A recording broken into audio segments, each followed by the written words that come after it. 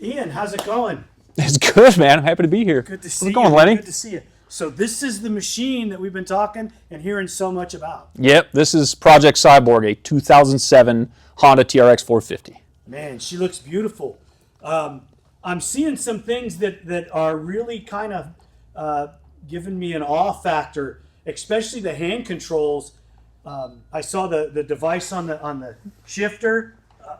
Can we start going over how some of this stuff works? Yeah, I mean, this thing, first off, it started as just an MX machine, but it's a conglomerate of a bunch of used parts and new parts like you're seeing right now. So the first thing you saw was this Clake 2 here. We actually got this from Moto Z. He's a guy up in New York, and he sent this to us because he heard we're doing something where we wanted to make everything hand-controlled for these amputee veterans. So he's like, I got the perfect thing for you.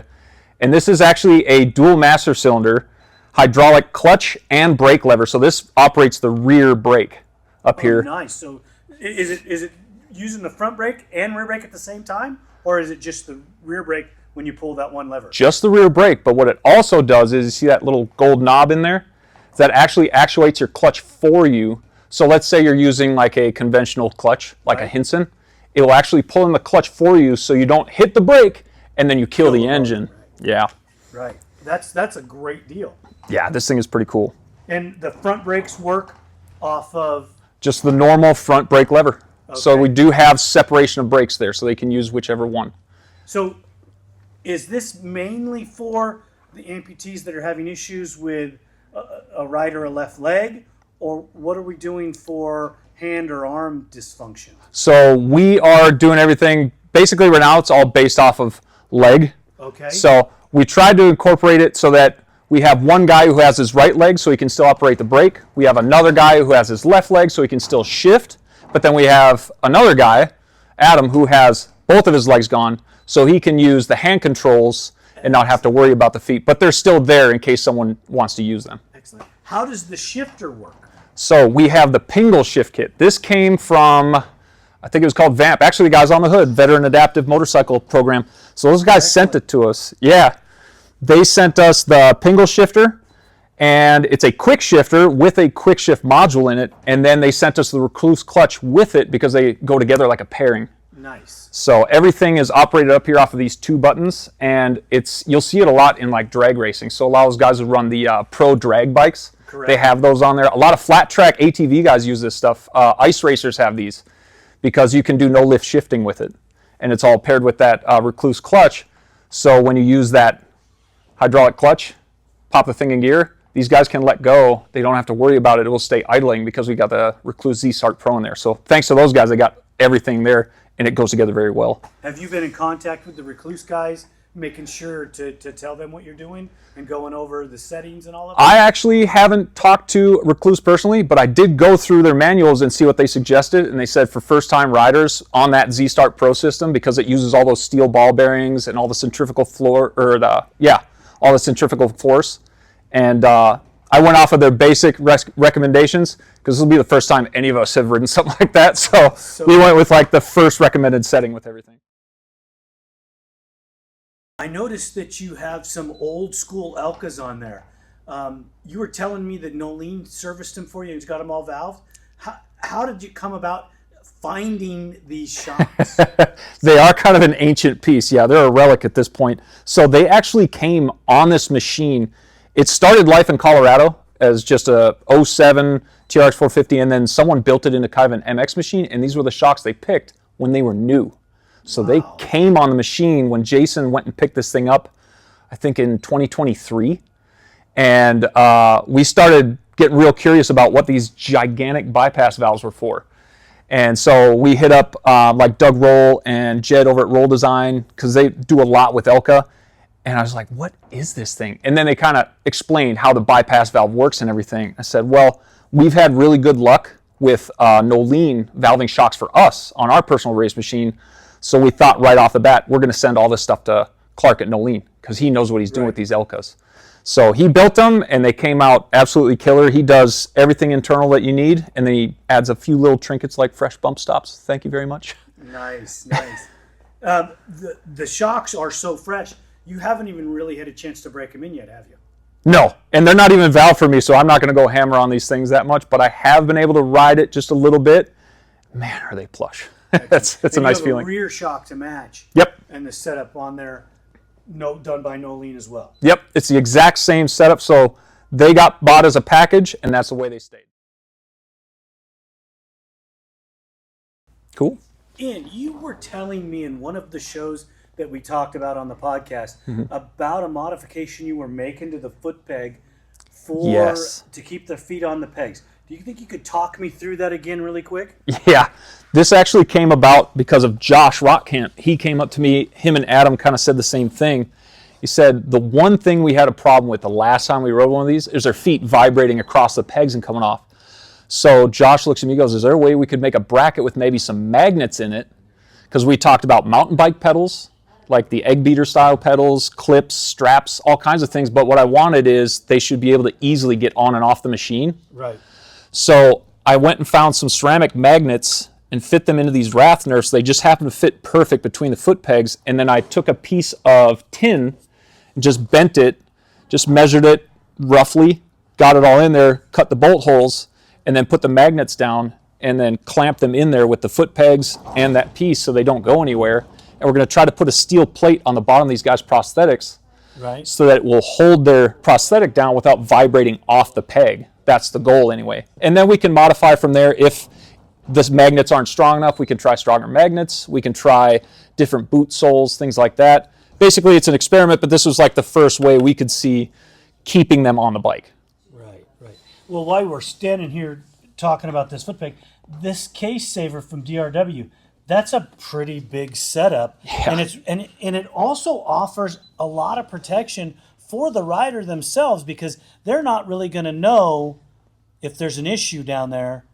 No. Like we would. Yeah, we would know instantly if the chain broke and was slapping around down there, but those guys, they wouldn't find anything until the chain's wrapped around their prosthetic or something like that. So DRW actually has the biggest case saver I've found on the market so far, and it encompasses everything. In fact, there's so much material there, you can actually shave a little bit down to make sure everything fits perfect, and then I've never had to worry about chain slap because there's so much material that it basically, I don't see how a chain could come out of there.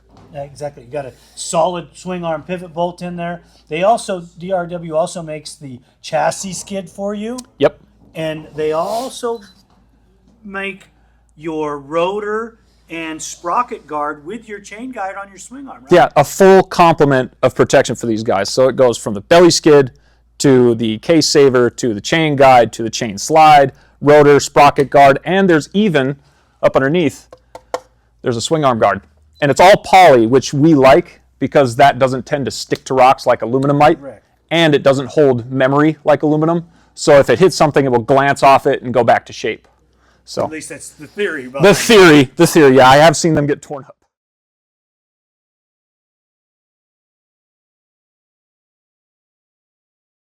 So we've talked about the suspension. We've talked about the adaptive equipment that you've put on here that is, you know, if I get a chance to ride this machine, I'm going to be really stoked because I can't wait to see what it's like. But the one thing that we haven't talked about is the power plant. What do we got going on in our 07 TRX 450 ER that these guys are really going to enjoy? So nothing overly special. I just went through the entire engine, blew it apart, made sure we had, you know, fresh bearing seals, new crank. So the crank is just rebuilt. Crankworks did that for us and made sure we had a fresh rod on there, things like that. But then I went and I put like a CP 12.5 to 1 piston. Perfect. And then I think it was an HRC cam or a CRF cam. I can't remember which cam was put in there. Okay. But I went through, got a new cam gear because the one that was on there was starting to get slotted. So I just made sure it was a fresh stock engine. The carb isn't bored. It's just been gone through. Good jetting, fresh valves and everything in the head. That was all done. And now put it back together, make sure it was running good. So they have a good, strong running 07 engine. Perfect. And you got the Rossier pipe to go with your package. Probably makes great rideable power for these guys. That's excellent. Did you do anything with the ignition, or are you running stock ignition? So it's a stock CDI box, and I didn't do anything crazy with that. There's the green wire mod, but otherwise this thing is just bone stock. Even the air box is stock on this thing. So I just made sure it's got good protection. We have a pre-breather lid on it, but it's also hydrophobic because underneath there is the electronics. That's kind of the brain of the operation with the shifter and everything. Okay. So it breathes well, it runs well, and it's reliable. That was the big thing. Excellent. You want to pop the seat so we can look at that? So we got a cover with a special little treat. I don't know if you saw that yet, but Carolina Quad Concepts makes these, and it's a little bit rubbery, so it actually seals up really well, but it's also a little bit malleable. And you got a bunch of electrical in there. Oh yeah. So there's two brains in there. One is the quick shift module, and the other one is the actual shifter module. So one interrupts the ignition for the quick shifter, and the other one runs the actual shifting solenoid on this thing. That's pretty high tech for an ATV. Yeah, I know. That's pretty awesome. It starts getting ridiculous, but once it's all tucked in there, that's one thing I wish I could do is make a different airbox if I had the ability to, so I could put it all in its own slot, but you have to kind of adapt it to what you have. So that's what's in there.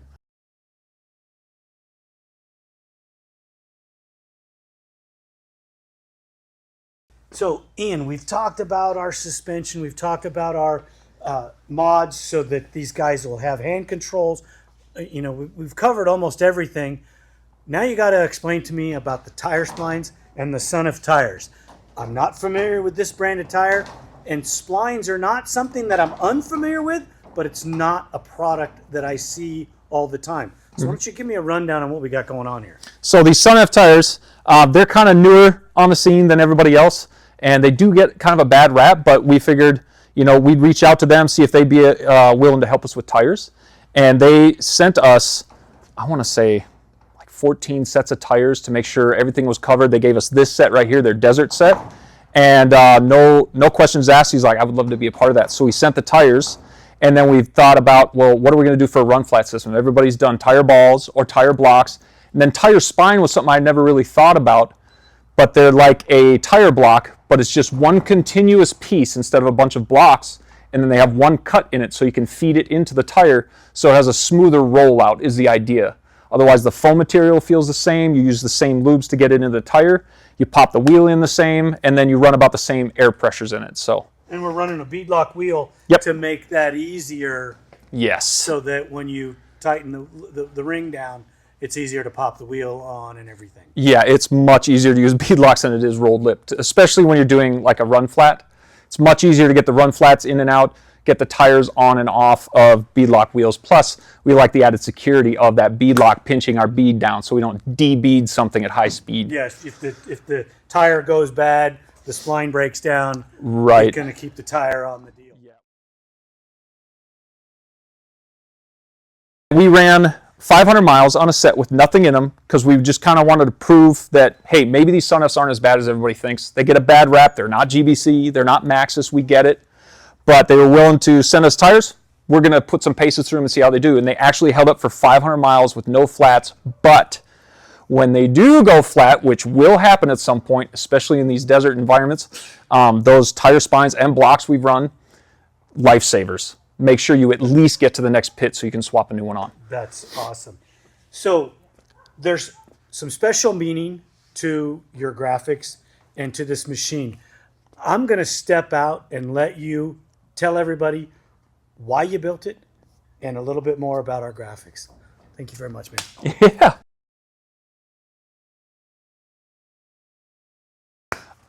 So the graphics, that's kind of the last thing I wanted to touch on because they're kind of the most special piece to this machine. And Dirt Fiend went ahead and covered everything for the graphics for us. And what you don't really see besides the marine camo pattern and some of the other cool stuff on there, like we've got Racer Race 22 and Vamp on there.